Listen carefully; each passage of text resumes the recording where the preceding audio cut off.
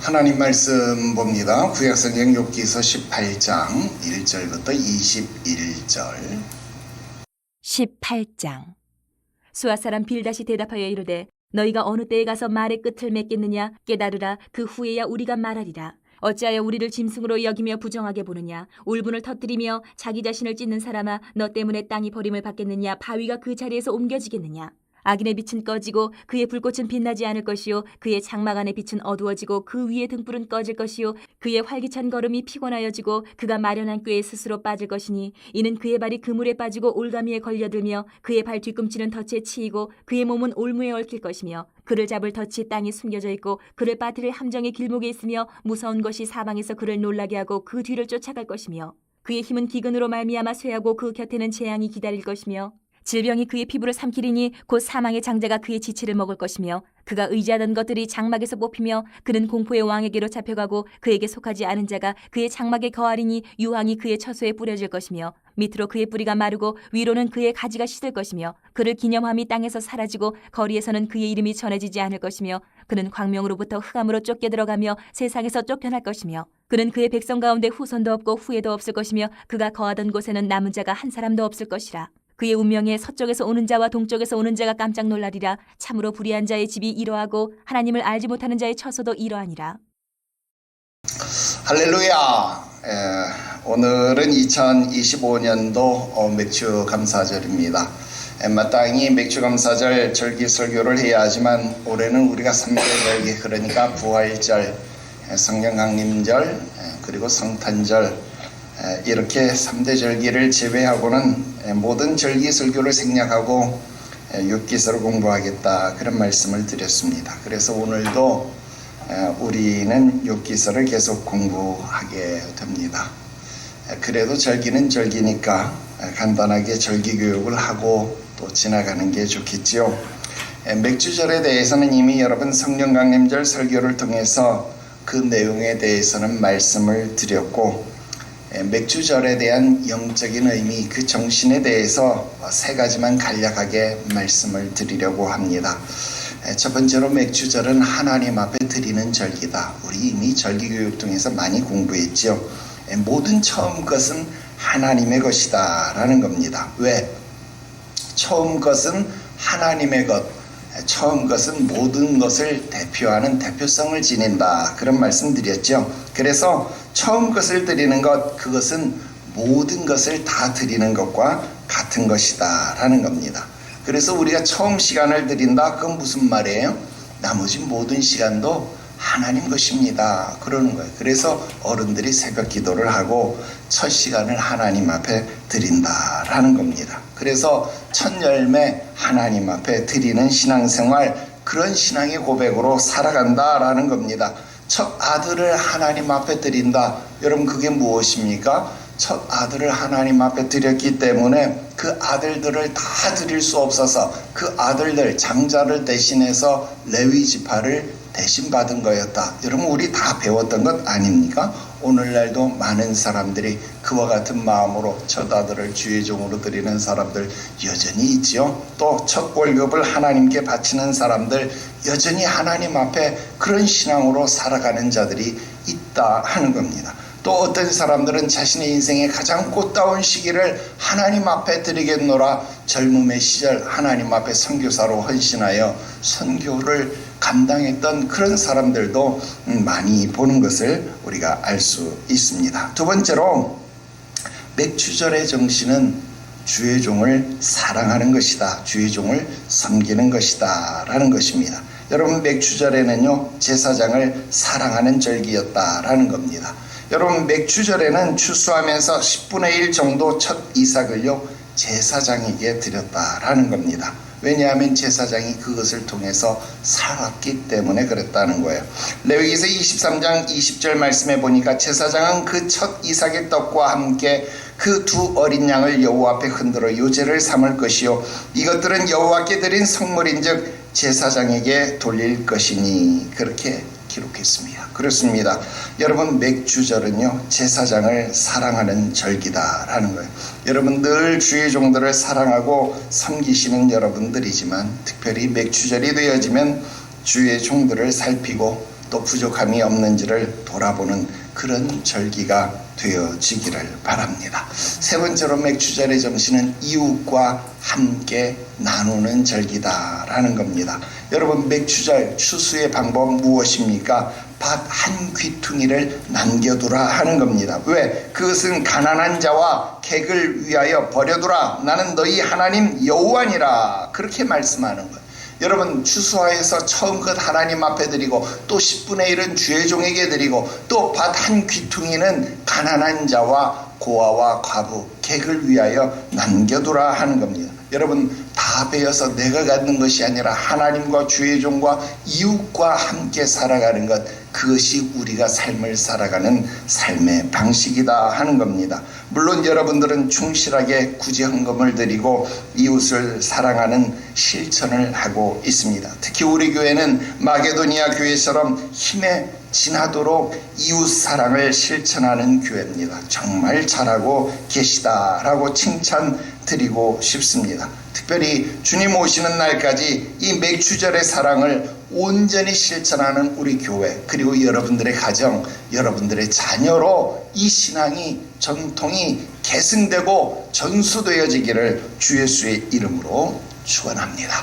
여기까지가 절기 교육입니다. 자, 오늘은 계속해서 엘리바스에 이어서요, 빌닷이요, 마이크를 잡았습니다. 여러분, 욥을 향해서 오늘은 어떤 공격을 펼치게 될지 빠르게 살펴보려고 합니다. 오늘은요, 크게 두 가지를 말씀드리고요, 작게는 또 네 가지를 더 말씀드리려고 합니다. 첫 번째로, 빌닷은요, 욥에게 자기 자신을 찢는 어리석은 자다, 그렇게 말을 했습니다.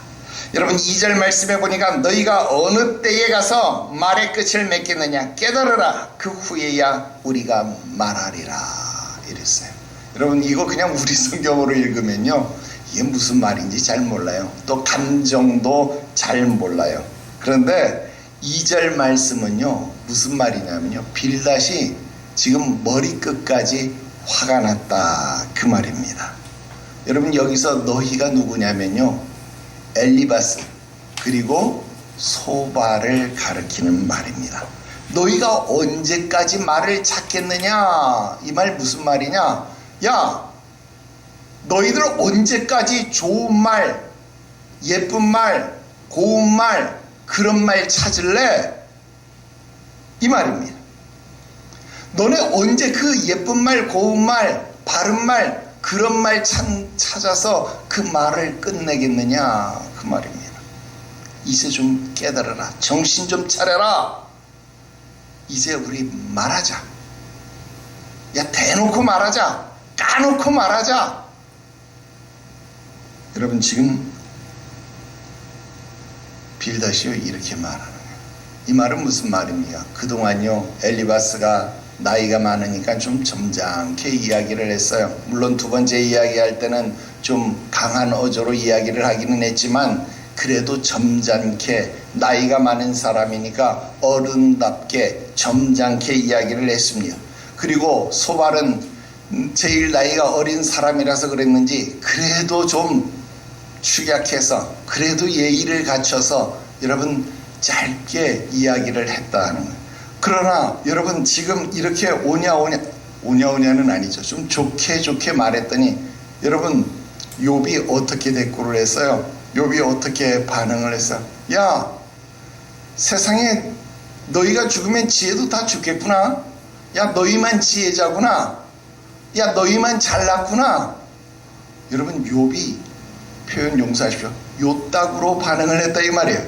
요따구로 반응을 하니까 지금 빌닷이 뿔따구가 난 거예요. 화가 머리까지 난 거예요.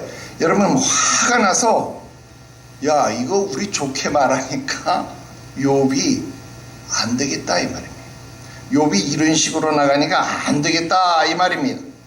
이제 우리가 욥에게 좋게 말해서는 안 되겠다는, 좋은 말로 해서는 도저히 못 알아듣으니까 이제 대놓고 말하자, 까놓고 말하자, 이런 식으로 이야기를 하고 있습니다. 왜 빌닷이 화가 났을까요? 3절입니다. 야, 네가 어찌해서 우리를 짐승으로 여기고 우리를 부정하게 여기느냐.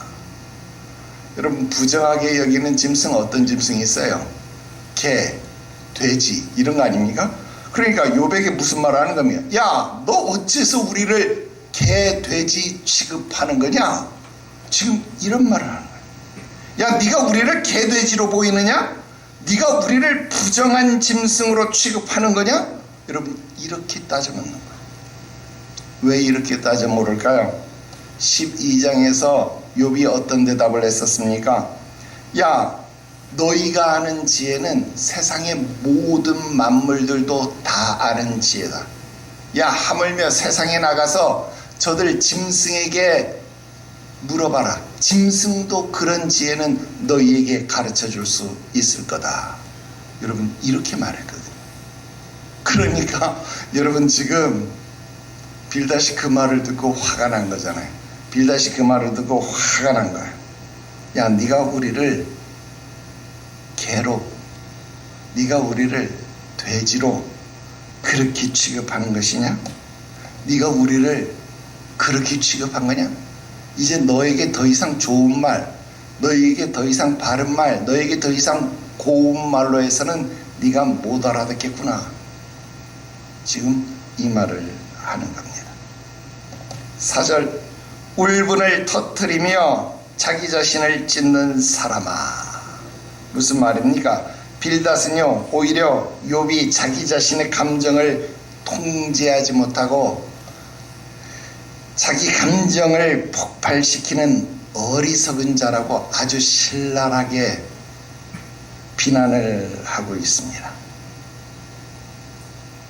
아니, 난 또 까놓고 말한다고, 대놓고 말한다고 그래서 뭐 그냥 육두문자를 쓰고 욕이라도 그냥 한마디 해줄 줄 알았더니 고작 한다는 말이 울분을 터뜨리며 너 자신을 찢는 사람아. 뭐 이 정도네요. 참 성경이 고급스럽죠. 이러니까 전 세계에서 가장 고급스러운 문학작품이 성경이다. 그렇게 이야기를 하는 거예요. 자, 빌닷이 뭐라고 말합니까? 울분을 터뜨리며 자기 자신을 찢는 이 어리석은 사람, 이 욥아, 너 하나 때문에 땅이 버림을 받겠느냐? 바위가 그 자리에서 옮겨지겠느냐? 여러분, 이게 무슨 말입니까? 야, 너 아무리 열받아서, 네가 열받아서 폭발, 열폭, 요즘 젊은 아이들 줄임말로, 네가 열받아서 열폭한다고 해도 야, 땅이 꿈쩍도 안 해. 바위가 꿈쩍도 안 해. 네가 아무리 열폭한다고 해도 하나님은 눈 하나 깜짝 안 하신다. 지금 이 말을 하는 겁니다. 너 때문에 땅이나 바위가 움직일 수 없는 것이다. 그것이 하나님이 정하신 자연의 법칙이다 라고 하는 겁니다. 여러분, 이건 너무나도 당연한 말이죠. 근데 이게 그냥 너무나도 당연한 말처럼 들리지만 이건 조금 비유적인 표현이에요. 여러분, 너 때문에 땅이나 바위가 꿈쩍도 안 한다, 이 말 무슨 말입니까? 여러분, 그 당시 지혜전승으로 보면 우리 성경에도 그런 표현 많이 나옵니다만, 여러분, 땅으로도 맹세하지 말라. 왜? 땅은 하나님의 발등상이 됨이니라. 이런 표현 알죠, 여러분? 땅이 뭐예요? 땅은 하나님이 그 발을 놓으시는 발등상, 하나님이 발을 딛고 있는 처소, 하나님이 발을 내딛는 곳. 그러니까 여러분, 이곳은 하나님이 발을 내딛는 곳이기 때문에 함부로 움직여지지 않는다, 이 말이에요. 그러니까 이 땅, 바위, 반석, 여러분, 이런 건 무엇을 상징하는 거예요? 바로 하나님 자신을 상징하는 거예요. 그러니까 하늘로도 땅으로도 여러분 어느 곳으로도 맹세하지 말라. 왜? 이건 하나님을 상징하기 때문에 그런 거잖아요.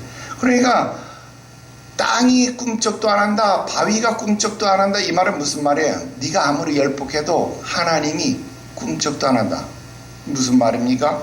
욥은 하나님이 자기에게 와서 재판을 받기를 원한다. 지금 계속 이 말을 하고 있잖아요. 그런데 야, 네가 아무리 그래봤자 하나님은 꿈쩍도 안 해. 하나님 너에게 와서 재판 안 받아. 이 멍청한 사람아, 너 자신을 찢는 사람아. 지금 빌닷이요, 대놓고, 아주 대놓고 오늘 욥에게 조금 심한 말을 하고 있는 겁니다. 그런데도 욥은 하나님이 자기를 특별하게 만드셨다, 나를 특별하게 만든 피조물이다, 뭐 이렇게 말하면서 마치 자기가 뭐라도 되는 양 하나님 앞에 막 이러쿵저러쿵 이야기하고 있으니까 옆에서 보는 빌닷이 이렇게 보니까 야, 너무 가소롭거든. 왜? 하나님은 너 때문에 눈 하나 깜짝 안 해. 이 멍청한 이러면서 그동안 좋게 말했는데 너 오늘 좋게 말해서 안 되겠어. 이 멍청한 이러면서 오늘 욥에게 아주 대놓고 말을 하는 겁니다. 너는 어리석은 놈이야. 너는 너 자신을 찢어발기는 어리석은 자야. 그렇게 욥을 이야기합니다. 그 다음 두 번째 말씀드립니다. 빌닷은 이렇게 어리석은 악인의 운명을요, 네 가지로 상징하면서 설명하고 있습니다. 빌닷은 욥에게 체면을 차리면서 좋은 말로 말해줄 생각이 없습니다. 그래서 4절에서 아예 스스로를 찢는 자, 열폭하는 자, 열받아서 폭발하는 어리석은 자, 악인이라고 아예 못을 박았잖아요. 그래서 그 악인에 대해서 독설을 퍼붓기 시작합니다. 그 악인이 받을 운명, 그 악인이 처할 운명이 이와 같다라고 지금부터요 5절부터 20절까지 네 가지로 상징하면서 이 어리석은 욥을 가르쳐주고 있어요. 깨우쳐주고 있어요. 그 네 가지가 무엇일까? 첫 번째로 악인의 운명은 불과 같다라는 것입니다. 여러분, 빌닷은요 빛에 대해서 같은 의미로 불꽃, 장막 안의 빛, 등불, 이런 단어들을 사용하고 있습니다. 5절 6절에 보면요 빛이 꺼진다, 불꽃은 빛나지 않는다. 여러분, 이런 표현들을 통해서 악인이 누리는 생명, 그런 삶의 번영들이요 영원하지 못하다, 일시적인 것에 불과하다라는 표현들을 강조해 주고 있습니다. 여러분, 고대인들이 가지고 있었던 요즘 현대에서도 마찬가지입니다만은 산업혁명을 통해서 전기를 발명하고 여러분 전구를 켜서 야간에도 빛을 사용하기는 했지만 여러분, 빛이라고 하는 것이 영원하지를 못했던 거예요. 심지어는 영원히 빛나고 있는 저 태양빛마저도 고대인들의 세계에서는 아침에는 뜨지만 저녁에는 지는 거예요. 그러니까 그 빛마저도 영원하지 못한 거예요. 빛은 비추기는 하지만 영원하지 못하고 반드시 꺼지는 거예요. 여러분, 등불을 켜면 그 등불은 기름이 닿으면 꺼지고, 나무에 불을 붙이면 나무가 타면 그 불은 꺼지는 거예요. 빛은 영원해질 수 없는 존재다라는 겁니다. 그러므로 악인이 누리는 생명, 악인이 누리는 번영, 그것은 마치 불과 같아서, 불빛과 같아서 영원하지 못하고 일시적이다라는 겁니다. 욥이 어떤 사람이었습니까? 한때에는 동방의 거부였습니다. 잘 나가는 사람이었습니다. 그가 망할 것이라고는 그 누구도 생각하지 못하였습니다. 그런데 그가 지금은 어떤 사람이 되었습니까? 모든 것을 잃어버린 사람이 되었습니다. 자식이 하나라도 남아있습니까? 양이 하나라도 남아있습니까? 나귀가 하나라도 남아있습니까? 아무것도 남아있지 않습니다. 모든 것을 잃어버렸고 심지어는 자기 자신의 건강마저도 잃어버렸습니다. 그러니까 마치 불이 꺼진 것과 같은 모습이 되었다라는 것입니다. 마치 이 말은 잠언서 13장 9절에 의인의 빛은 환하게 빛나고 악인의 등불은 꺼지느니라 라고 기록되어진 말씀을 떠올리게 한다라는 것입니다. 그 말은 무슨 말입니까? 만약 지금 욥이 자기의 주장처럼 네가 의인이라면 너의 빛은 환하게 빛나겠지만 너는 악인이기 때문에, 너는 스스로를 찢는 자, 어리석은 자이기 때문에 너는 꺼진다, 너는 꺼졌다 라고 조롱하고 저주하고 그를 어리석다고 말하고 있다 하는 것입니다. 여러분, 이것이 바로 지금 빌닷이 주장하는 내용입니다. 두 번째로, 악인의 운명은요 올무와 같다 이렇게 이야기를 하고 있습니다. 여러분, 7절부터 11절에는요 악인의 운명을요 올무에 비유를 하고 있습니다. 나오는 내용도 보니까 올무, 올가미, 덫, 함정, 여러 가지 표현들로 나타나고 있습니다. 이 내용들이요 전부 다 악인의 운명을 이야기하고 있습니다. 특히 7절에 보니까 빠질 것이다 이렇게 표현하고 있죠. 여러분, 여기 이 빠질 것이다 라고 하는 표현의 원어는요 샬라크라고 하는 말입니다. 여러분, 이 샬라크라고 하는 말은요 내던지다, 그것도 아주 세게 내던지다, 세게 던져버리다, 여러분 이런 뜻을 가지고 있습니다. 그 말 무슨 말입니까? 악인은요 그 자신의 꾀가 그 자신을 세게 내어 던져버린다라는 것입니다. 한 번 더 의역하면 무슨 말이 될까요? 성경에 기록된 말로 의역을 해보면 사람이 무엇으로 심든지 어떤 꾀를 내든지 그대로 거두게 된다, 그 꾀에 빠지게 된다, 그 말입니다. 여러분, 8절에 보니까 그물, 이런 표현이 나옵니다. 그물은 여러분 새나 작은 짐승을 잡는 도구입니다. 근데 올가미는요 여러분 사자와 같이 큰 짐승들을 잡는, 맹수를 잡는 그런 도구입니다. 그러면 여러분, 악인은요 그물에도 걸리고 올가미에도 걸리는 거예요. 그러니까 악인은 큰 꾀에도 걸리고 작은 꾀에도 걸린다는 거예요. 그러니까 악인은 큰 꾀든 작은 꾀든, 큰 실수든 작은 실수든 여러분 꼭 걸리게 되어져 있다는 거예요. 여러분, 이 세상에 완전 범죄가 있어요, 없어요? 없다는 거예요. 여러분, 지난주 뉴스에 보니까요 20년 동안 잡히지 않던 범인이 있었어요. 강도인데요, 살인까지는 아니고 강도예요, 강도. 근데 이 사람이 얼마나 주도 면밀했냐면 강도질을 해가지고 현금으로만 쓰고 다녔어요. 근데 잠도 어디서 잤냐면 야산에 들어가서 비닐포대 깔고 그렇게 해서 잤대. 20년 동안. 돈 떨어지면 가서 또 강도질해서 그렇게 해서 산에서만 지내고, 그러니까 20년 동안 안 잡혔어요. 근데 여러분, 비가 너무 많이 와가지고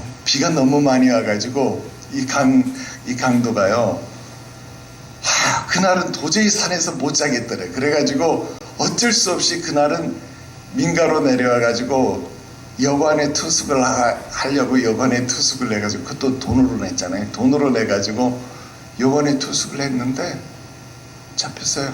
여관에서 20년 동안 안 잡히던 범인이 여관 CCTV에 잡혀가지고 결국은 서고랑을 쳤습니다. 여러분, 악인은 큰 그물이든 큰 올감이든 작은 그물이든 반드시 자기 꾀에 잡힌다라는 겁니다. 9절 10절에 덫, 올무, 함정, 여러분 이것도 내내 같은 의미입니다. 악인이 가는 곳곳마다 그를 망하게 하는 요소, 그를 잡히게 하는 요소, 그를 걸려 넘어지게 하는 요소들이 이 곳곳에 산적해 있기 때문에 악인이 가는 곳곳에 뭐가 있어요?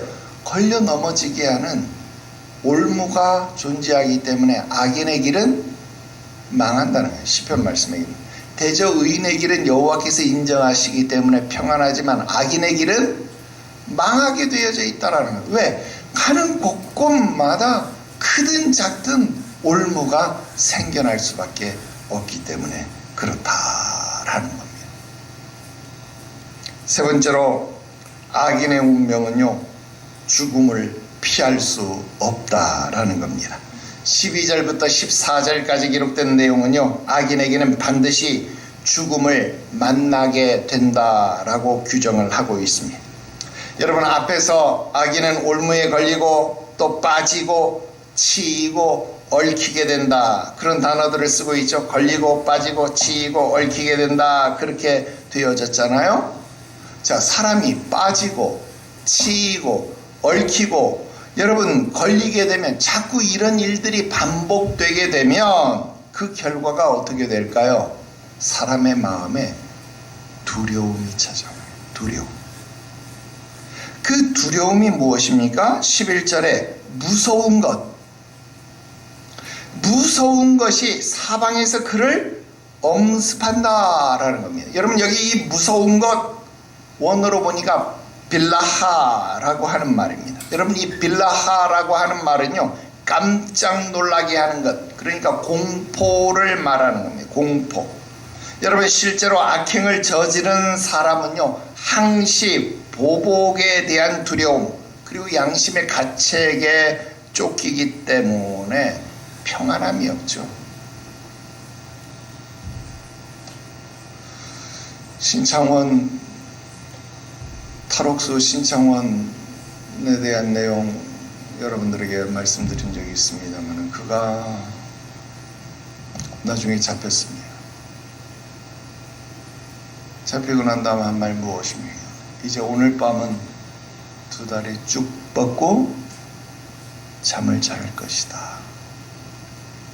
도망 다녔지만, 감옥에서 벗어나서 도망 다녔지만, 도망 다니는 내내 그는 한 번도 평안히 잠을 잘 수 없었다는 말입니다.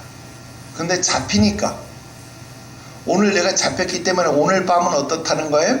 두 다리를 쭉 뻗고 잠을 잘 수 있다, 그 말입니다. 여러분, 악인에게는요, 평안이 없다는 겁니다. 그래서 우리가 아는 도피성 제도가 필요했다는 겁니다. 피해 복수. 언제나 그 피해 보수자가 나에게 다가와서 나를 죽일지 모르기 때문에 도피성에 들어가야만 안심이 되는 것이다 라는 겁니다. 그런데 이 무서운 것의 힘이 얼마나 두려운 것인지 마치 그것이 뭐처럼 느껴지느냐? 기근, 질병, 그리고 재앙처럼 다가왔다라는 겁니다. 여러분, 우리 어린 시절 비디오, VHS 비디오 테이프 이렇게 나면 그 맨 앞에 호환, 전쟁, 마마 뭐 이런 거 제일 무섭다, 여러분 이런 광고 나왔었잖아요. 호환, 전쟁, 마마가 제일 무서운 게 아니고 고대 사람들이 제일 무서운 건 뭐예요? 기근. 그러니까 기근만 나면 사람들이 어떻게 했어요? 내려갔어요. 그러니까 아브라함도 내려갔고 이삭도 내려갔고 야곱도 내려갔고, 여러분 다 내려가는 거예요. 왜? 기근을 만나면 살아갈 수가 없는 거예요. 그 기근이 제일 무서운 거예요. 그리고 질병. 왜? 고대에는 약이 없어요. 기름을 바르는 것 이외에 약이 없다는 거예요. 물론 점점 약초가 발견되고 약초도 생기고 이랬지만, 여러분 고대에는 기름을 바르는 것 이외에 약이 없어요. 그러니까 질병은 정말로 무서운 거예요. 그러니까 주술사에 의지하는 것 이외에 여러분 질병은 치료의 방법이 없는 거예요. 그리고 신의 재앙. 그러니까 여러분 애굽에 10가지 재앙이 내린 것이 얼마나 두려운 일이었겠느냐는 거예요. 그런데 그런 기근, 질병, 신의 재앙, 그런 것이 무서운 건데요, 사망이 마치 그것처럼 다가온다는 거예요. 사망이 기근처럼, 질병처럼, 재앙처럼 그렇게 다가온다는 거예요. 그러니까 악인은 그 사망 피할 수 있습니다. 여러분 기근 시절에 그 기근을 피할 수가 있습니까? 물론 엘리야는 까마귀가 물어다 줘서 떡을 먹을 수 있었습니다만은, 여러분 사르밧 과부는 기름통 가루통이 마르지 않고 다르지 않아서 먹고 살 수 있었습니다만 여러분 누가 기근을 피할 수 있습니까? 아무도 피할 수 없습니다. 그러니까 여러분 사망이 기근처럼 다가온다. 여러분 피할 수 있어요? 없어요? 못 피한다 그 말입니다. 여러분 사망이 질병처럼 다가온다. 여러분 감기가 유행하는데 눈병이 유행하는데 그거 피할 수 있어요? 코로나 유행하면 그거 피할 수 있어요? 피할 수 없다는 거예요.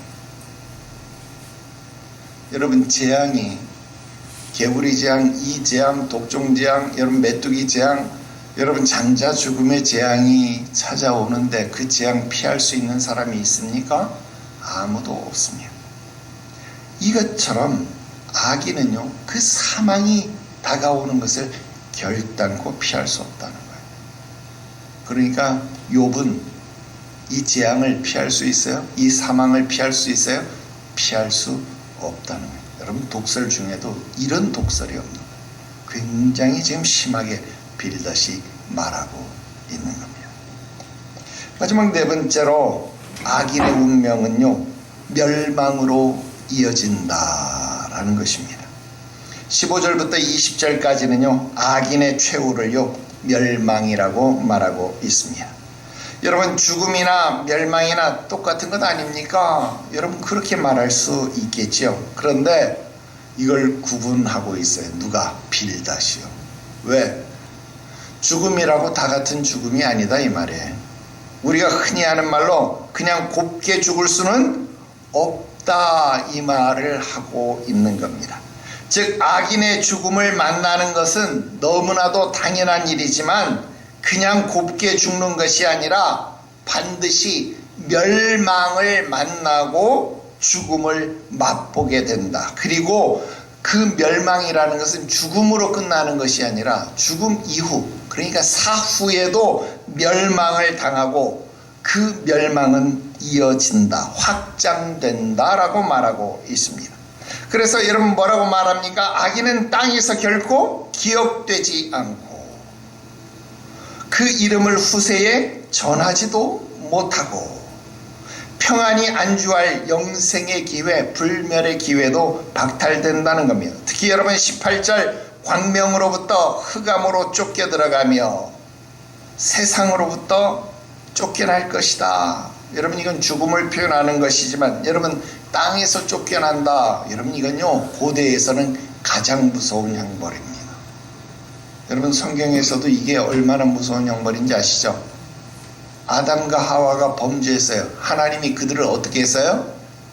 땅에서 쫓아냈어요. 에덴 동산이라는 땅에서 아담과 하와를 쫓아냈어요. 그들이 다시 이 땅에 들어오지 못하도록 천사들이 화엄검, 불꽃이 일어나는 검을 들고 그곳을 지키도록 하셨다는 거예요. 여러분 죄를 범하면 그 땅에서 쫓아내버렸다는 거예요. 땅에서 쫓겨난다는 건요 정말로 무서운 형벌인 거예요. 여러분 아벨을 죽인 가인이 어떤 형벌을 받았어요? 땅에서 유리하는 자, 유리한다 무슨 말입니까? 땅에서 정착하지 못하고 땅에서 떠도는 자가 되었다 그 말이에요. 땅에서 쫓겨나서 떠도는 자가 되는 형벌을 받은 거예요. 여러분 얼마나 무섭고 두려운 형벌인지 모른다라는 것입니다. 여러분 하갈, 이스마엘이 어떤 형벌을 받은 거예요? 가족 공동체에서 쫓겨난 거예요. 여러분 이게 얼마나 무서운 형벌이냐 하는 겁니다. 그러니까 이스마엘의 후예들이 이스라엘, 이삭의 후예를 좋게 보겠어요? 좋게 안 보죠. 여러분 그 전쟁이 지금까지 이어질 수밖에 없는 일이다라는 겁니다. 신약 성경에서는 어떤가요? 비유해서 뭐라고 말합니까? 저들을 내어 쫓으라. 저들이 바깥 어두운 곳에서 이를 갈미 있으리라. 여러분 땅에서 쫓겨나는 것, 산성에서 보호에서 쫓겨나는 것, 여러분 이것은요 굉장히 무서운 형벌이에요. 인간이 받을 수 있는 최고의 형벌. 여러분 오늘 우리가 받는 형벌이 무엇입니까? 천국에서 쫓겨나는 거예요. 어디로? 무적행, 바닥이 없는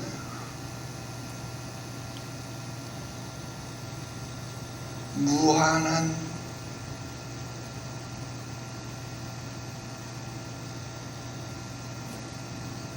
지옥으로 빠지는 거예요. 영원한 불못으로 빠지는 거예요.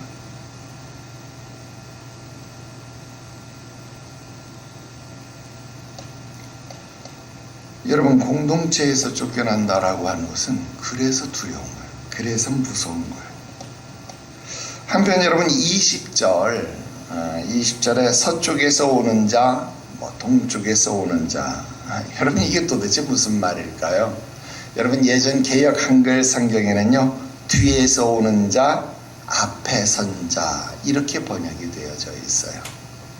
왜 옛날 성경에서는 뒤에서 오는 자, 앞에 선 자, 그러니까 서쪽에서 오는 자는 뒤에서 오는 자 이렇게 번역을 했고, 동쪽에서 오는 자는 앞에 선 자 이렇게 번역되어 있거든요. 옛날 개역 한글 성경에는. 그럼 왜 이렇게 번역이 됐을까요? 그런데 왜 이거를 개역 개정 성경에서는 서쪽에서 오는 자, 동쪽에서 오는 자 이렇게 번역을 했고, 이게 도대체 무슨 의미일까? 여러분 이거 어려운 말 같지만 어려운 말이 아닙니다. 여러분 성막만 이해를 해도요 금방 풀리는 문제예요. 여러분 성막의 문이 어느 쪽을 향해 있어요? 동쪽을 향해 있습니다. 그러니까 이스라엘 백성들에게 앞쪽은 어느 쪽이에요? 동쪽이 앞쪽이에요. 그러니까 동쪽은 앞쪽이고 서쪽은 뒤쪽인 거예요. 그러니까 동쪽은 앞에 선 자고 서쪽은 뒤에서 오는 자 이렇게 번역이 돼 있는 겁니다. 그래서 여러분 이 동쪽 그건 앞쪽, 그리고 해 뜨는 쪽 그것도 앞쪽, 해 지는 쪽 그건 뒤쪽, 그런 의미 우리가 알 수 있습니다. 자, 그런데 이 악인의 운명이 어찌나 참혹한지 뒤에서 오는 자, 그러니까 서쪽에서 오는 자가 앞선 자, 동쪽에서 오는 자가 두려워하는 것처럼 깜짝 놀랄 것이다. 이게 참 무슨 말인지 이해 못하죠. 내가 쉽게 설명해 드릴게요. 여러분 에버랜드 이런 거 설명하면 그냥 간접 광고 아닌. 근데 이게 우리 간접 광고도 아니지. 여러분 놀이공원 가면 귀신의 집 이런 거 있죠. 귀신의 집 가면 누가 앞장서요? 좀 용감한 사람 앞장서고 뒤에는 누가 좀 무서움 타는 사람이 앞에 사람 옷자락 잡고 이렇게 가잖아요. 오빠 무서워 막 이러면서 가잖아요. 오빠가 나만 믿어 그러면서 이렇게 가잖아요. 근데 가다가 귀신이 딱 나오면 우와 하고 깜짝 놀라요. 그럼 뒤에가 오빠 이러면서 딱 가잖아요. 그런데 이 뒤에 선 사람이 앞에 서 있는 사람이 놀란 것처럼 뒤에 선 사람이 깜짝 놀란다는 거예요. 지금 이 말을 하는 거예요. 뒤에서 오는 자가, 서쪽에서 오는 자가 동쪽에서 오는 자처럼, 앞에 선 자처럼 깜짝 놀란다. 여러분 놀이공원에서 누가 깜짝 놀라야 정상이에요? 앞에 서 있는 자가 깜짝 놀라는 게 정상이잖아요. 그런데 뒤에 있는 자가 앞에 선 자처럼 깜짝 놀랄 것이다 라고 이야기를 하니까 여러분 얼마나 그 내용이 참혹하다라는 것을 우리가 알 수 있다라는 겁니다. 자, 욥 악인은 말이야 죽어도 곱게 못 죽어. 끝나도 끝난 게 아니야. 참혹해도 아주 참혹하게 끝날 거야. 지금 빌다시 욥에게요 아주 독설도 보통 독설을 날린 게 아니다 하는 것을 알 수 있죠. 21절입니다. 결론입니다. 21절이 결론인데요. 결론이 정말 어마무시한 독설입니다. 참으로, 여러분 참으로, 여러분 신약성경적 표현으로 해볼까요? 내가 진실로 진실로 너희에게 이르노니, 이런 표현 많이 봤죠. 구약으로 따지면 참으로 참으로 너희에게 이르노니, 그 참으로가 그 말이에요. 참으로 불의한 자의 집은 이르하고 그의 처소는, 여러분 불의한 자의 집, 처소 단어만 다르지 같은 말이죠. 같은 말 두 번이니까 강조죠. 이러하고 이러하니라 두 번이니까 강조죠. 여러분 강조에 또 강조, 강조에 또 강조. 그러니까 여러분 지금 6번을 강조하는 거죠. 여러분 욥은 이제 정신을 차려야 한다 그 말입니다. 더 이상 좋게 말하고 싶지도 않다라는 겁니다. 우리는 살면서 이런 빌닷의 심정을 느낄 때가 너무나도 많이 있습니다. 좋게 말하니까 사람을 개, 돼지 취급을 하는 주변의 사람들을 만날 수 있다는 겁니다. 그들 중에는 욥처럼 친구라고 여겼던 자도 있고 또 일명 하나님과 단판을 짓겠다는 그리스도인들도 많이 있다라는 겁니다. 나는 어떻게든 그들을 잘 이끌어 보려고 했던 그런 빌닷의 심정으로 좋게 했건만 그는 나를 개돼지로 보더라 이 말입니다. 그래서 내 심령이 상했던 적 아마 많았을 것입니다. 그런 여러분들에게 마음 깊은 위로를 드립니다. 그러나 우리는 빌닷의 나중 결과를 알고 있습니다. 여러분, 내가 마음이 상한다고 내가 선으로 당했는데 상대가 나를 개돼지로 여긴다고 여러분 오늘 빌닷처럼 독서를 날리면 어때? 여러분 마음이 조금 시원해지십니까? 여러분 오늘 빌닷의 실수를 보면서 우리는 진짜 숨겨진 하나님의 교훈을 배울 수 있어야 합니다. 우리는 주변에서 고난을 당하는 사람들에게 훈계하는 태도로 나아갈 것이 아니라 묵묵히 뒤에서 바라보고 기도해주고 그냥 내가 있음을, 그냥 내가 기도하고 있음을 알려주는 것만으로 충분하다라는 것입니다. 애써서 우리가 가르치려고 하지 않아도 하나님은 그 고난을 통해서 충분히 그를 가르치고 계시다라고 하는 사실을 인정하고 한 걸음만 뒤로 물러납시다.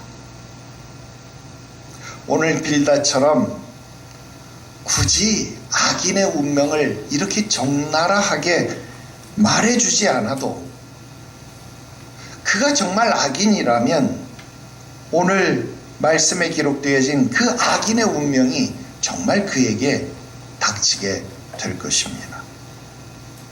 그러나 그가 악인이 아니라면, 그가 지금 욥처럼 하나님의 훈련 과정에 있는 것이라고 한다면, 비록 지금 그는 악인이 당하는 고난을 겪는 것처럼 보여질지라도 그는 지금 풀무불과 같은 연단의 과정을 통과하는 것에 지나지 않고, 그가 이 풀무불의 연단을 통과했을 때는 오히려 불순물이 제거되어진 정금처럼 변화되어져 나올 것이라는 사실을 우리는 알아야 된다라는 것입니다. 그래서 급한 마음으로 입을 열 것이 아니라, 오늘 우리가 찬송도 불렀지만 주의 임재 앞에서 오히려 잠잠할 수 있는, 그 입을 닫을 수 있는 믿음의 용기가 필요한 시점이라는 사실을 오늘 여러분들은 깨닫게 되시기를 바랍니다. 오늘날 우리가 살아가는 시대가 어떤 시대입니까? 너무나도 잘난 사람들이 많아서 문제인 시대 아닙니까? 그 잘난 사람들이 많은 시대, 우리까지 한 표 보탤 필요 있을까요? 한 발 뒤로 물러서서 하나님께 그 힘을 맡기는 것은 어떨까 하는 것, 오늘 빌닷의 교훈으로 여러분 마음속에 새길 수 있게 되기를 바랍니다. 다음 주에는 빌닷에 대한 욥의 답변을 배워보도록 하겠습니다. 기도드립시다. 거룩하신 하나님 아버지, 오늘 우리에게 빌닷의 모습을 통하여 우리 삶의 대응 방법들을 배우게 하시니 감사합니다. 삶의 여러 가지 모습 속에서 나를 속이고 힘들게 하고 괴롭게 하는 일들이 많을 때에라도 주의 고난을 생각하며 길이 참을 수 있게 하시고 주의 갚아 주심을 생각하며 공의로우신 하나님께 내어 맡기는 지혜를 얻게 하시옵소서. 거룩하신 예수님의 이름으로 기도드리옵나이다. 아멘.